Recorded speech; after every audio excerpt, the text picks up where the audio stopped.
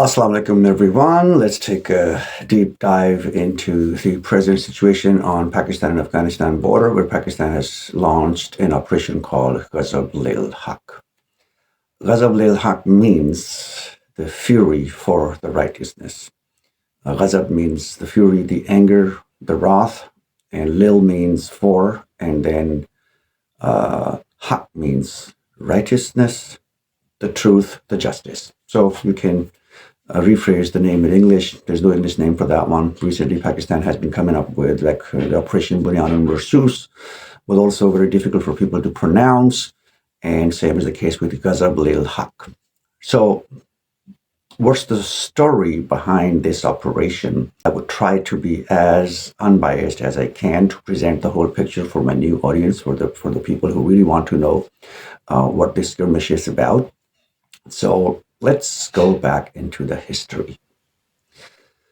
Pakistan and Afghanistan, since the beginning, since 1947, when Pakistan came into being, did not have good relationships.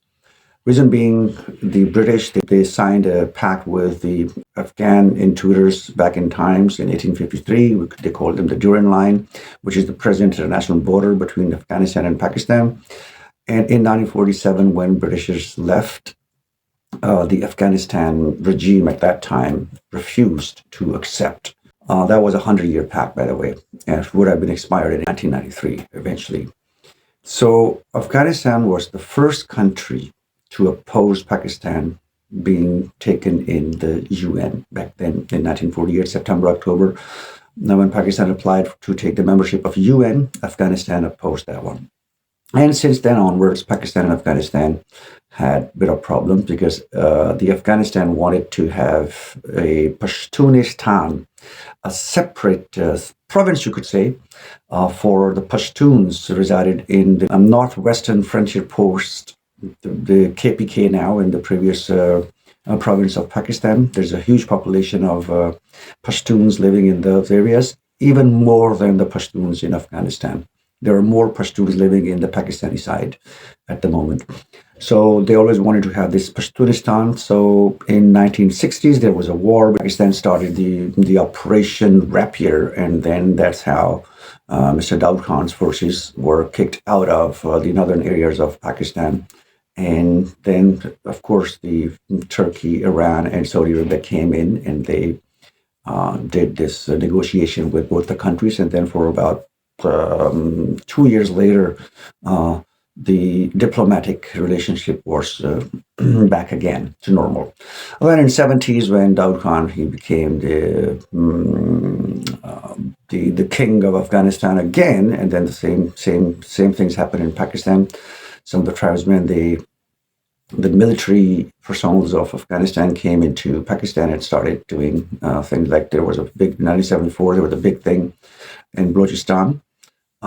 They say that it was ignited by the Afghan regime of that time. So these are pre-Soviet-Afghan war. All these things are pre. So Pakistan never had good relationship with Afghanistan, and Afghanistan never had good relationship with Pakistan. So again, in 70s, the Pashtun tribes, they were going against the secular tribes of Afghanistan, who were siding the Soviets, but Pashtuns, because of their traditional culture, they didn't want to go as advanced as the left wing of Afghanistan was at that time. So that's why this retaliation came into being, and that's how the foreign aid started coming in for the Afghan mujahideens of that time. And a huge amount of people in Pakistan also supported the mujahideens, which were the same Pashtuns, their ancestors, their grandparents, their forefathers. So once the Soviets were kicked out, then during the Taliban regime, the first regime in 1995, Pakistan and Afghanistan had a bit of better relationships, but then the 9/11 happened, and then it all went in disarray. So this is the whole background of this border area. It's because of the Pashtunistan and the Durand Line while Pakistan says 1945 onwards, the new world rule says the international borders are the international borders, so no one can take over. So why this Ghazab Lil Haqq operation started now? Now, I'll first present the Pakistan point of view, and then I will present the Afghanistan point of view so that you can form an opinion based on that one. This present situation started from 20th and 21st of February when Pakistan attacked some of the TTP, the Tehrik-e-Taliban Pakistan, the ones who were committing terrorist activities in Pakistan, blowing the mosques up, blowing the courts up, and blowing the army stations up. And recently in Islamabad, a big mosque, Shia mosque, was attacked and hundreds of people died. Or the official figures are like 70, but they're more than that. So, and one colonel died in I think in Bajaur. So, on the basis of that, the intel-based operation was commenced on 20th and 21st morning or night, you would say. And that led the Afghan regime, the Tehrik-e-Taliban Afghanistan, TTAs, because they claimed Pakistan bombed many sites, but one of them, they said that it was a domestic, local residential site, where, by the way, three of the Taliban's, the Daesh, ISIS, their leaders were killed in that house. But on the basis of that, the local protests were too much against the Taliban regime, which is unelected. It's just a regime imposed on Taliban people, and yet there is no referendum or any elections yet.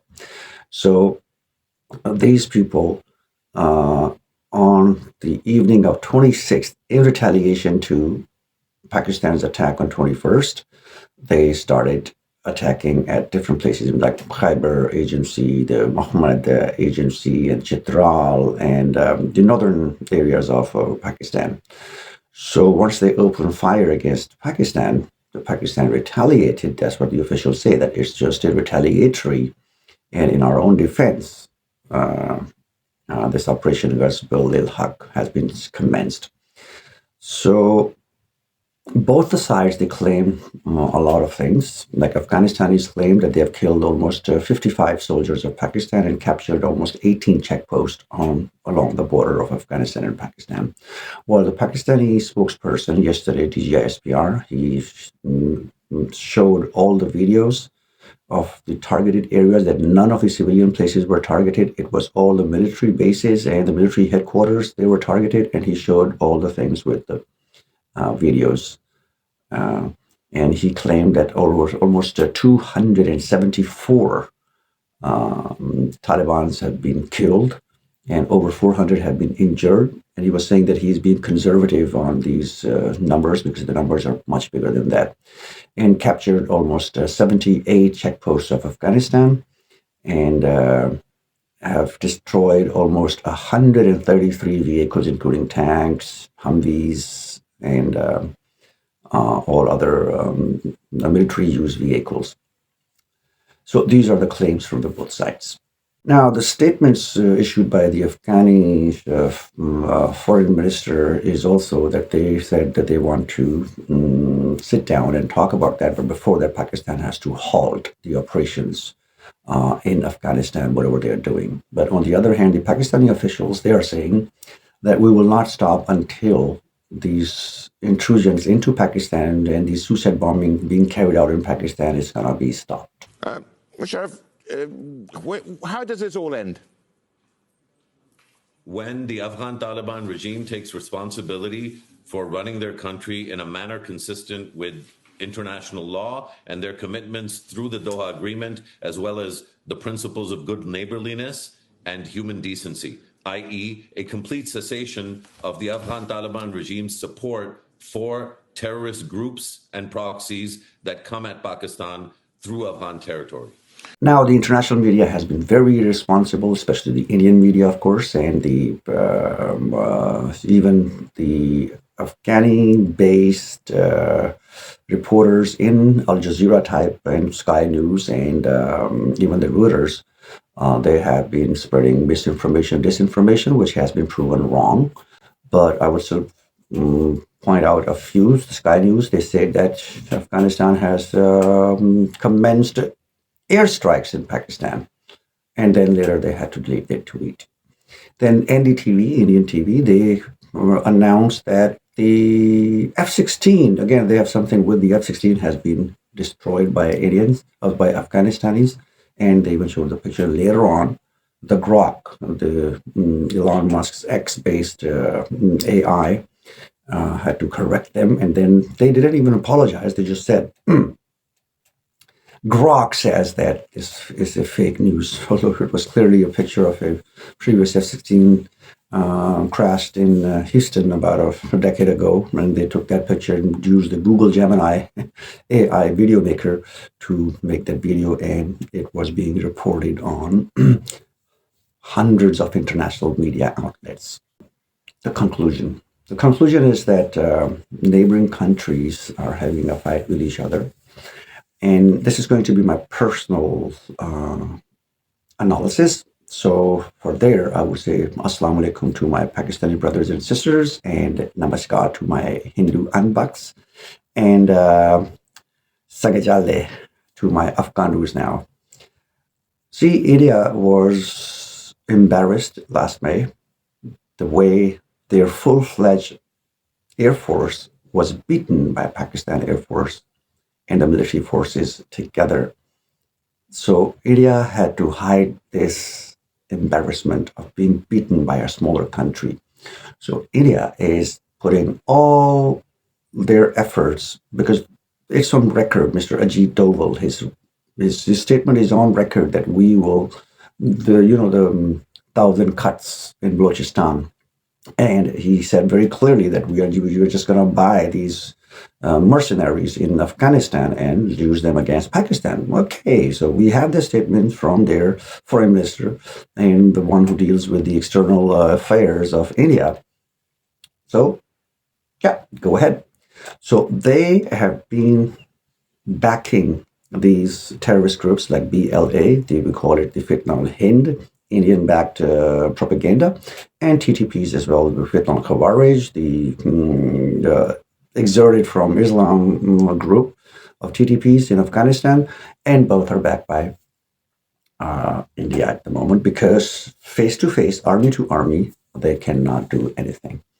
But Pakistan, on the other hand, knows very well what to do first. So people are saying, why are you're not attacking India, just like India did? What India got 6-0, right?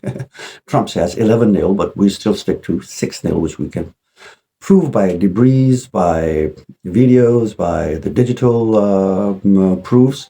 So we just still stay to 6-0 plus one Israeli off drone, so 7-0. But on the other hand, India did not come up with any of the proofs, and it's all the media, the fake media, which Grok, thank you Grok for proving them wrong. So they're putting all their efforts into BLA, and BLA did a synchronized attack in Quetta a few days ago, and Pakistan forces neutralized it, which let them come in so that they should know that they are going to win. And then all of a sudden they were encircled, and about 200 of Indian assets got killed. So same is the case with Afghanistan. We gather the intel, and then we let them come into our country, or, gather at a place in Afghanistan where they thought that it's Ramadan, so Pakistan is not going to attack. But good morning, Sahri time, and killed about 70 on 21st February attack, and then 200 plus mentioned by the DGISPR here. So the death toll goes to about 500 for Indian assets. And how much do they pay them? We don't know. We don't care. So first we get rid of the people who are being proxy of India in that area and trying to attack Pakistan. There are other neighbors of Afghanistan too, but Afghanistan doesn't attack them. Although there are a few incidents in Turkmenistan, and they have told clearly Afghanis that pull your socks up. So Afghanistan is more focused towards their eastern border, which is the Pakistan. And we are going to eliminate the Indian assets in Afghanistan first. And anytime India wants to come in and do their adventurism in Pakistan, jingoism in Pakistan. Twice in this century, we have shown them that you guys cannot fight us, although we're a small country. Same is the case with Afghanistan. Afghanistan is a small country. Pakistan is a bigger country. Same thing, same size. But Afghanistan doesn't have resources. So to people of Pakistan, this is a lesson for you. If your countries do not have the armies, then you would end up like Afghanis. You would end up like Palestinians, like Syrians, like Yemenis, Houthis, Jordanians, Kashmiris, this Manipur people, Nagaland people, all these places, they don't have an army, and Pakistan has. The Pakistan military forces, that's why I always say, PAF, Zindabad, Pakistan, Paindabad. Allah Hafiz.